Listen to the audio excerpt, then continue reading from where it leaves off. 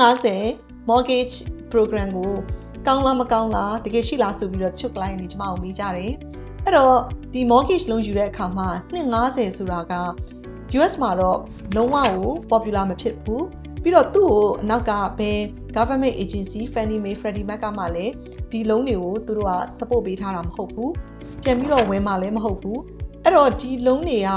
affordability လို့ခေါ်တဲ့အိမ်ဈေးနှုန်းတွေ mortgage rate တွေများတဲ့ပြီးခဲ့တဲ့တစ်နှစ်ကာလအတွင်းမှာဒီဟာအကြောင်းကိုလူတွေကပြောလာကြတယ်ဒါပေမဲ့ဒီလုံးကတကယ်တန်လားမတန်လားဆိုတာကိုတော့ကျွန်မဒီနေ့ဥပမာလေးနဲ့ရှင်းပြပေးမှာဖြစ်ပါတယ်တကယ်လို့ကိုယ့်ရဲ့အိမ်ကဒေါ်လာ9သိန်းနဲ့အိမ်ကိုကျွန်မဥပမာပေးပြီးတော့ရှင်းပြမယ်အဲ့တော့အခုလက်ရှိ US မှာရေပန်းစားပြီးတော့အသုံးများတဲ့ program က15နှစ်15 year mortgage နဲ့30 year mortgage program ဆိုပြီးတော့2မျိုးပဲရှိပါတယ်အဲ့ဒီမှာမှ15 year နဲ့30 years က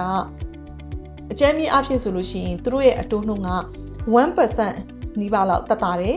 အဲ့တော့တကယ်လို့များကိုက9သိန်းနဲ့အိမ်ကို15နှစ်အတိုးနှုန်းကိုယူမယ်ဆိုလို့ရှိရင်ဒီဥပမာမှာတော့ကျွန်မက 5.7% အတိုးနှုန်းကိုသုံးပြီးတော့တွက်ပြထားပါတယ်အဲ့တော့ဒီ 5.7% အတိုးနှုန်းနဲ့15နှစ်ပေးမယ်ဆိုလို့ရှိရင်တစ်လကိုကုန်ကျစရိတ်က$4,500နဲ့$43ပေးရမယ်ဆိုပါစို့ဒီငွေရကြတော့15နှစ်ပြည့်တာနဲ့ဒီအကျွေးကလုံးဝပြီးသွားမှာဖြစ်ပါတယ်အခုနောက်ထပ်230နဲ့ပြန်ပြီးတွက်ကြည့်မယ်ဆိုလို့ရှိရင်အတိုးနှုန်းကတော့စောစောက5ကျော်နေမရတော့ဘူး6.125 နဲ့အိမ်စမပေးထားတယ်အဲ့တော့6.125နဲ့230ပေးမယ်ဆိုလို့ရှိရင်တစ်လကိုပေးမှန်းက$3,623လောက်ပဲပေးရမှာဖြစ်ပါတယ်ဒါပေမဲ့ပေးရမယ့်အချိန်ကတော့စောစောက15နှစ်ထက်ဆိုင်2ဆလောက်ပိုပေးရတယ်အဲ့တော့ပေးရတဲ့အချိန်ပိုကြာသွားတဲ့အတွက်စုစုပေါင်းအတိုးနှုန်း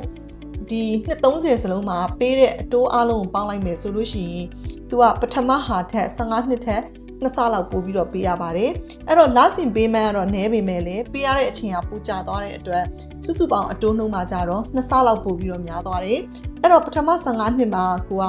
2,210,000ပဲစုစုပေါင်းအတိုးပေးရတယ်ဆိုလို့ရှိရင်ဒီ230 program မှာကြတော့ပေးရတဲ့အတိုးက9,300,000နဲ့4,000လောက်ရှိသွားပါတယ်အဲ့ဒီမှာမှအခုသူပြောများပြီးတော့အမေးများနေတဲ့ဒီ50 year နဲ့ပေးမယ်ဆိုလို့ရှိရင်အခု50 year program မှာအတိုးနှုန်းမှာတော့ဘာမှ230နဲ့ပြောင်းလဲသွားတာမရှိဘူးပေးတဲ့အချိန်ပိုပြီးများသွားတဲ့အတွက်လစဉ်ပေးမှတ်မှာနည်းသွားတာပါအဲ့ဒါကလည်းအတိုးနှုန်းမပြောင်းဆိုတဲ့အတွက်အရင်ကြီးတော့တိတိနည်းသွားတာမျိုးမဟုတ်ဘူး230အစား250ပေးလိုက်တယ်ဆိုလို့ရှိရင်တစ်လကိုကုန်ကျစရိတ်က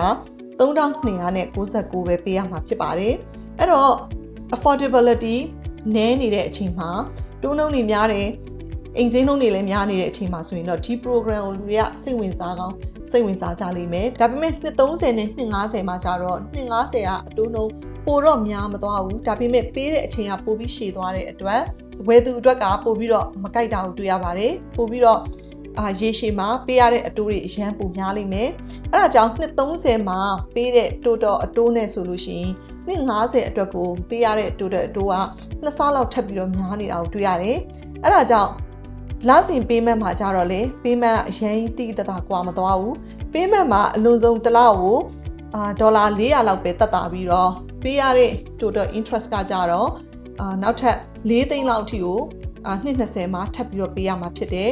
နောက်ပြီးတော့ဒီ250လုံးကိုယူမယ်ဆိုလို့ရှိရင်ပထမ10နှစ်